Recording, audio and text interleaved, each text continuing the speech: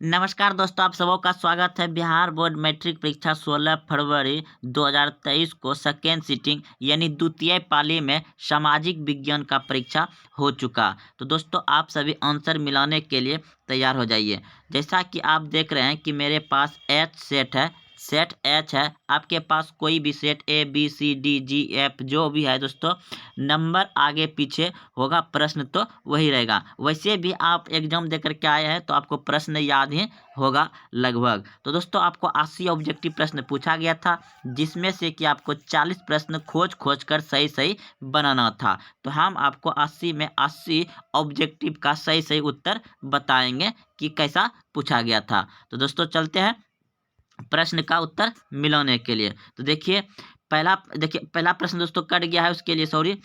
ये H number set है, देख रहे हैं आप। चलिए कोई दिक्कत ना, एक प्रश्न कटा हुआ है।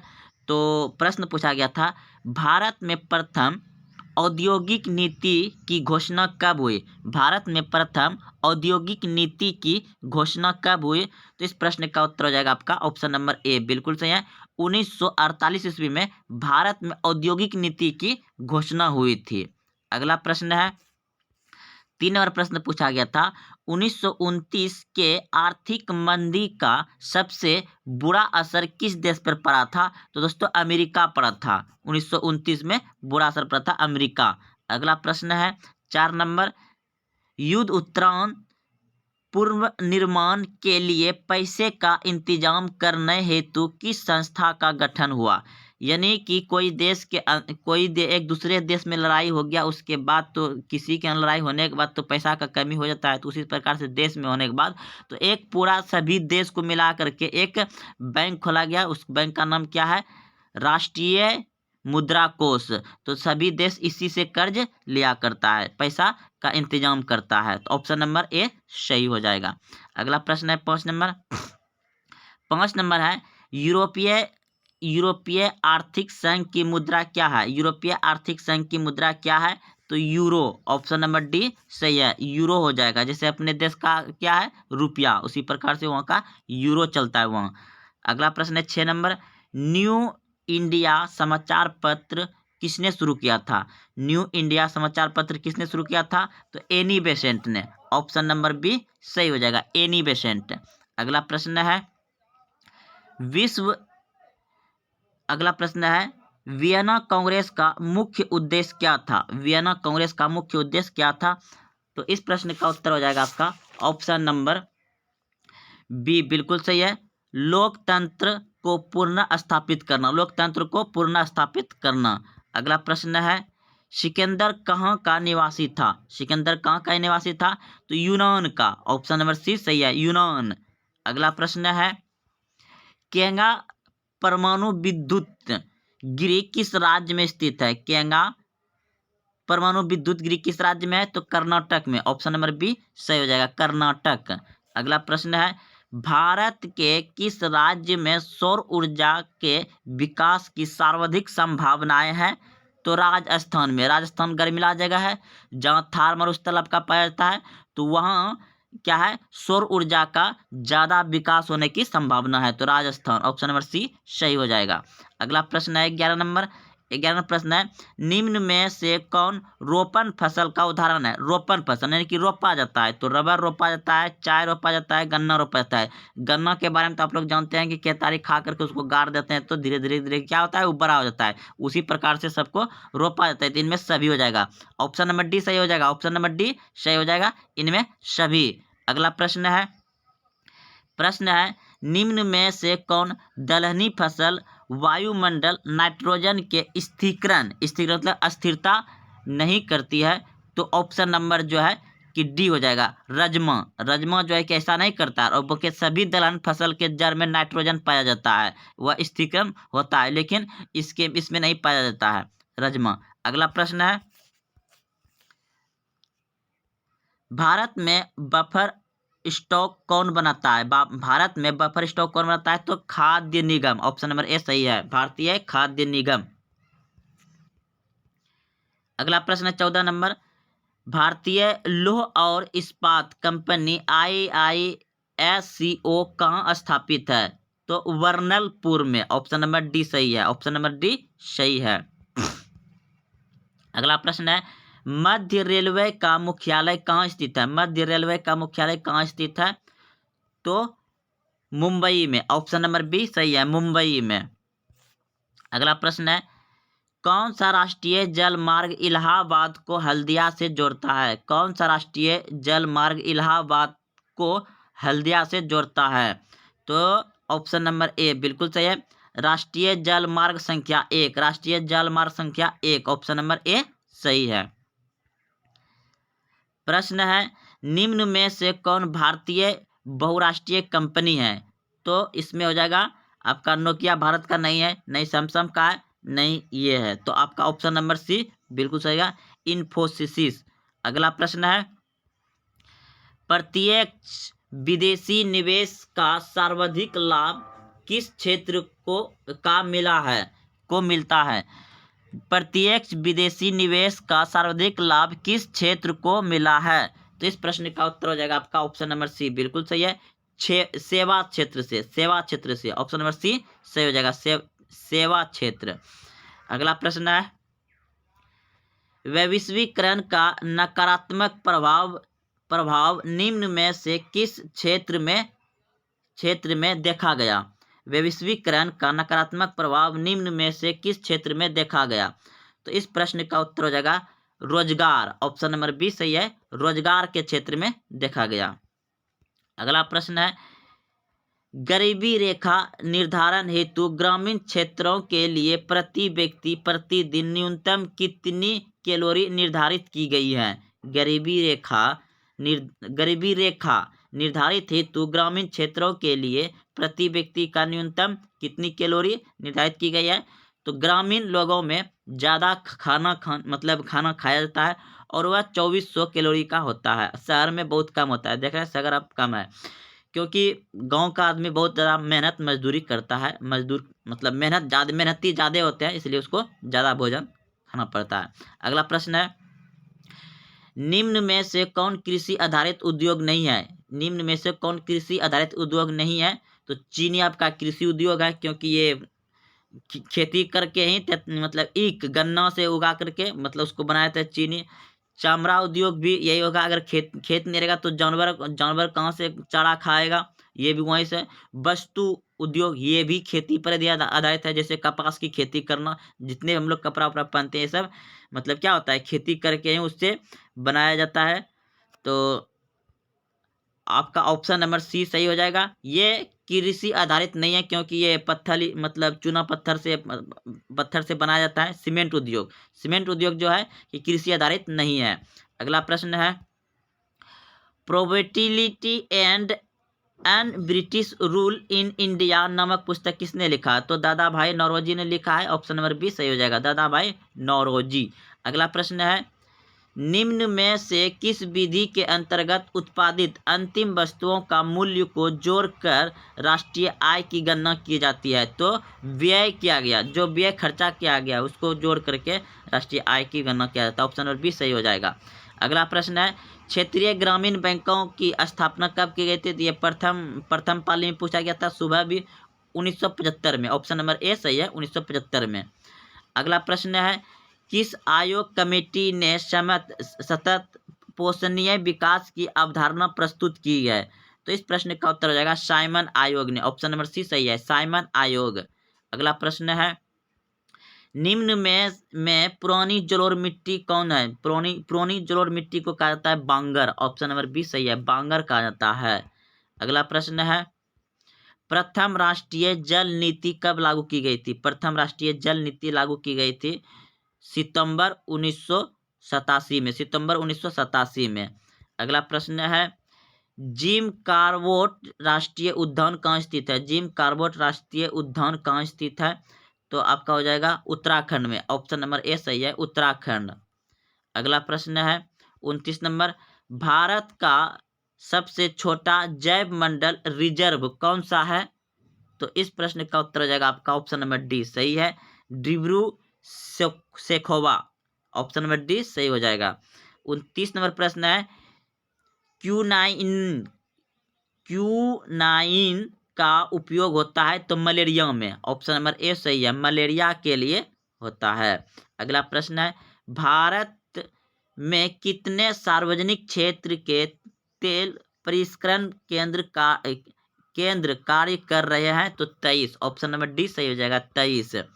अगला प्रश्न है, भारत के प्रथम जल विद्युत संयंत्र की स्थापना कहाँ की गई थी तो दार्जिलिंग में। भारत के प्रथम जल विद्युत संयंत्र की स्थापना कहाँ की गई थी, दार्जिलिंग में। ऑप्शन नंबर डी सही है। अगला प्रश्न है, निम्नलिखित में से किस समुदाय ने ब्रुसेल में बहुमत का गठन किया था तो फ्रांसी भाषी समुदाय। ऑप्शन नंबर ए सही है, फ्रांसी भाषी समुदाय।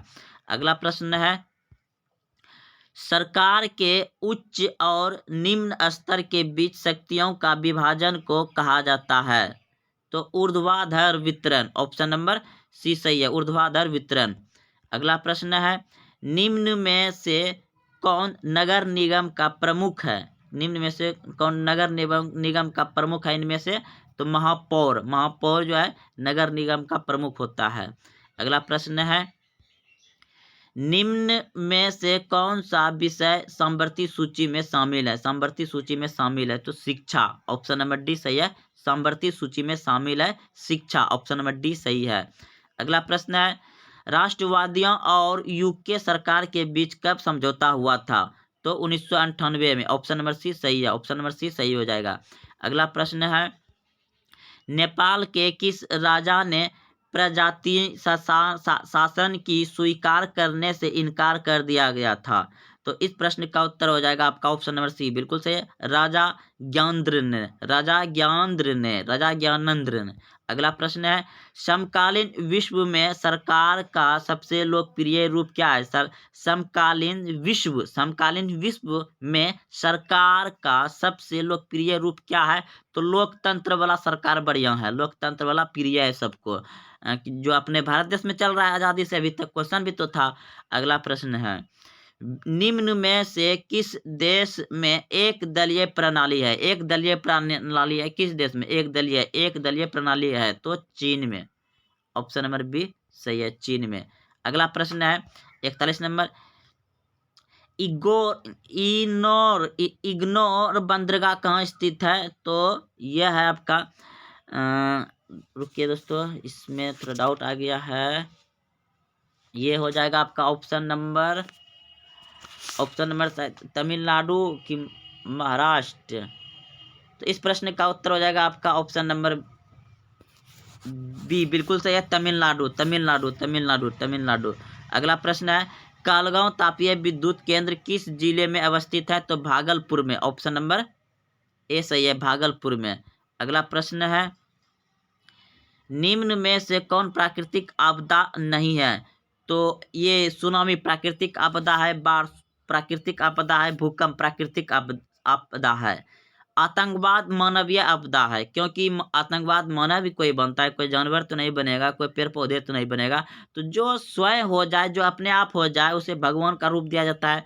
तो सुनामी ये भी अपने आप होता है तो ये प्राकृतिक हो गया, प्राकृतिक यानी भगवान के द्वारा। बाढ़ आना, बहुत सारा बारिश हो जाना, पानी आ जाना, बाढ़ आ जाना, ये भी प्राकृतिक है। भूकंप आ जाना, भूकंप पूरा जो देखते हैं अभी हाल ही में आया है।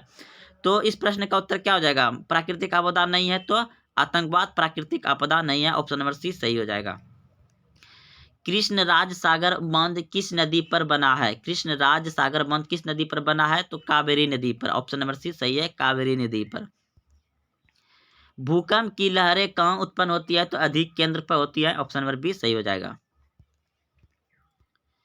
46 नंबर है, निम्न में से भूकंप तरंग मापने वाला यंत्र, भूकंप तरंग नापने वाला यंत्र तो सिस्मोग्राफ। ऑप्शन नंबर बी सही हो जाएगा, सिस्मोग्राफ। कृषि सुखाड़ होता है क्यों।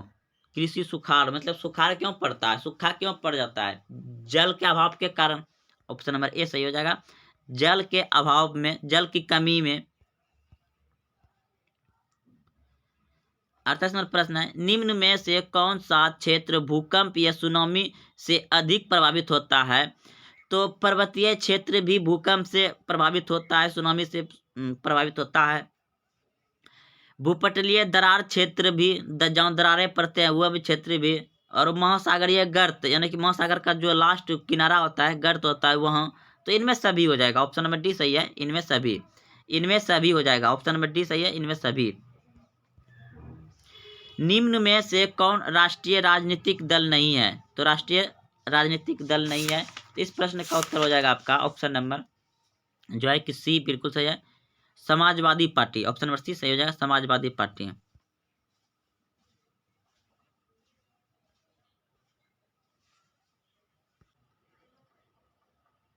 तो 49 नंबर प्रश्न का उत्तर हो गया ऑप्शन नंबर सी बिल्कुल सही है।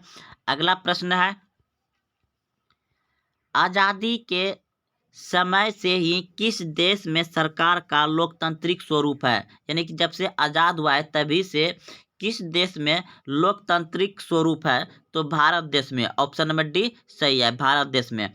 अगला प्रश्न है, निम्न में से किसने कहा कि धर्म को कभी भी राजनीतिक से अलग नहीं किया जा सकता है? तो महात्मा गांधी ने। ऑप्शन नंबर बी सही है।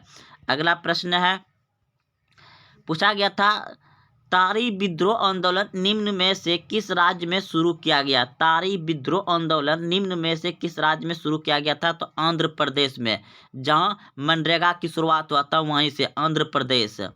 अगला प्रश्न है, साइकिल किस राजनीतिक दल का चुनाव चिन्ह है? तो समाजवादी पार्टी का। ऑप्शन नंबर 20 सही हो जाएगा।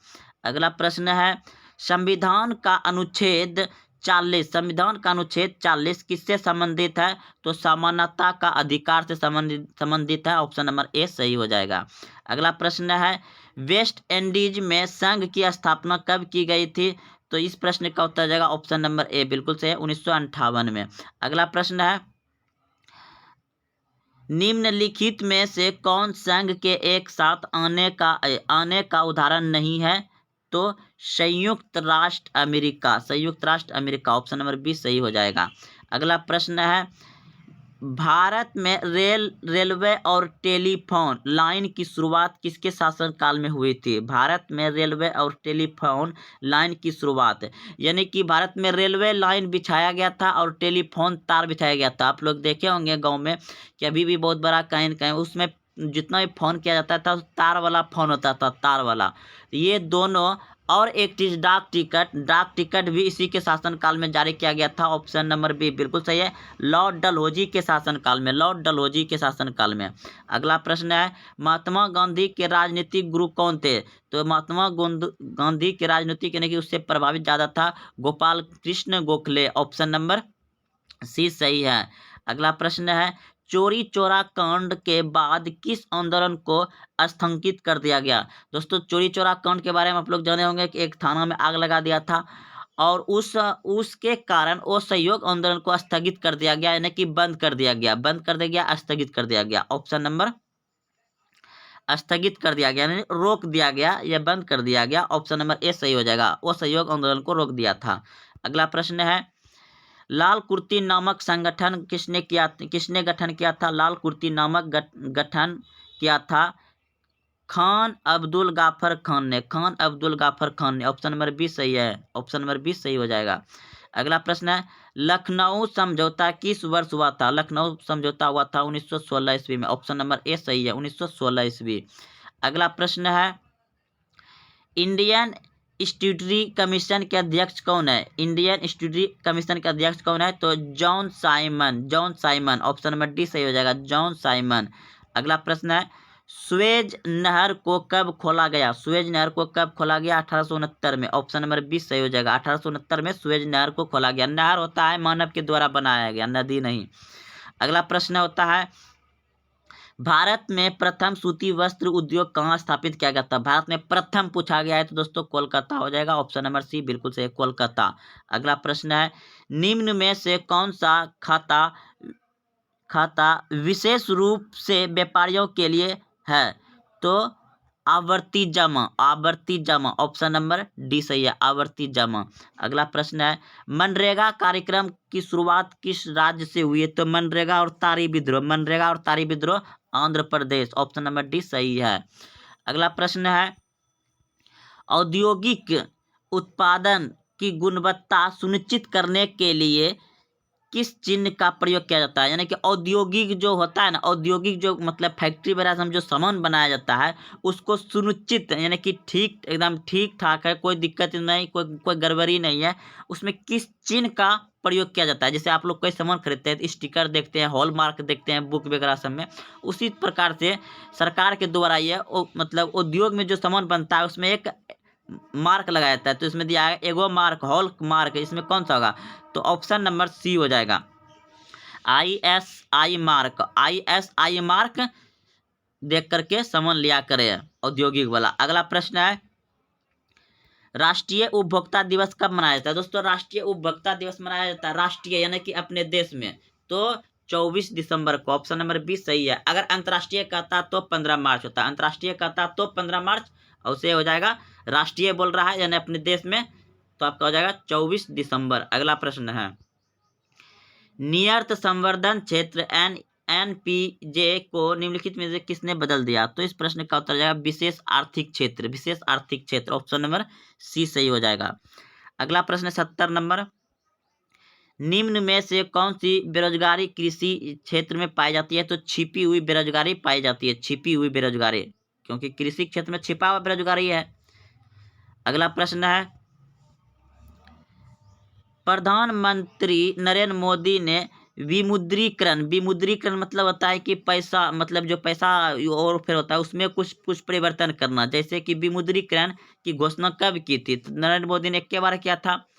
विमुद्रीकरण क्या होता है? पैसा में जो नोटबंदी हुआ था, नोटबंदी को ही कहा जाता है पैसा में बंद करना, जो कि 1000 का नोट बंद कर दिया था, और 500 किसका? 500 का पुराना वाला।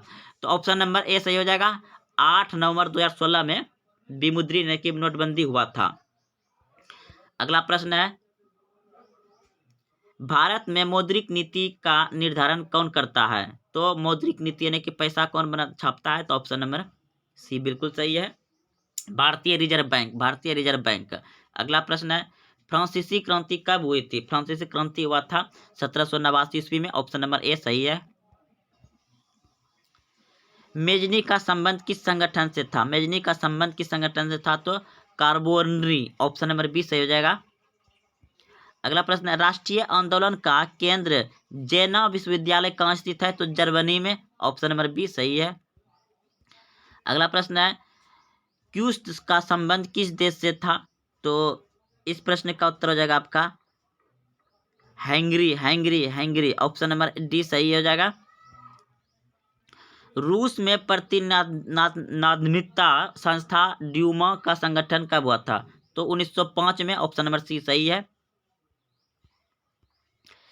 किस संधि के तहत रूस प्रथम विश्व युद्ध से बाहर हो गया था? तो वर्षीय की संधि। ऑप्शन नंबर सी सही है, वर्षीय की संधि। वैज्ञानिक समाजवाद का जनक किसे माना जाता है? वैज्ञानिक समाजवाद का जनक माना जाता है कार्ल मार्क्स को। ऑप्शन नंबर सी सही है। लास्ट प्रश्न है, निम्न में से क्या पोट्सडम को घोषणा का उद्देश्य दिया था? तो इस प्रश्न का उत्तर हो जाएगा ऑप्शन नंबर बी बिल्कुल सही, अमेरिका का आत्मसमर्पण। तो दोस्तों अगर आप यहाँ तक आए हैं तो वीडियो को लाइक करें, अपने दोस्तों में शेयर करें और बताइए कि आपका कितना सही हुआ। और हाँ, अभी तक चैनल को सब्सक्राइब नहीं किया तो चैनल को सब्सक्राइब कर लें, आगे की बहुत महत्वपूर्ण पढ़ाई और जानकारी का नोटिफिकेशन पाने के लिए। तो मिलते हैं फिर। जय जय भारत।